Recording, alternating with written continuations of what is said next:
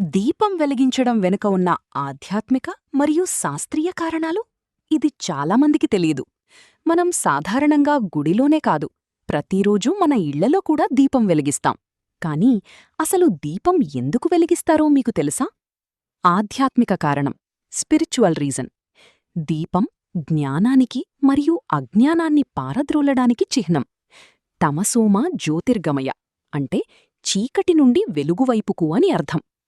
దీపం వెలిగించడం వల్ల ఇంట్లోని ప్రతికూల శక్తి, నెగటివ్ ఎనర్జీ తొలగిపోయి లక్ష్మీదేవి అనుగ్రహం లభిస్తుందని మన నమ్మకం. శాస్త్రీయ కారణం, సైంటిఫిక్ రీజన్. దీపంలో ఉపయోగించే ఆవు నెయ్యి లేదా నువ్వుల నూనె మండినప్పుడు అది గాలిలోని బ్యాక్టీరియాను నశింపజేసి గాలిని శుద్ధి చేస్తుంది.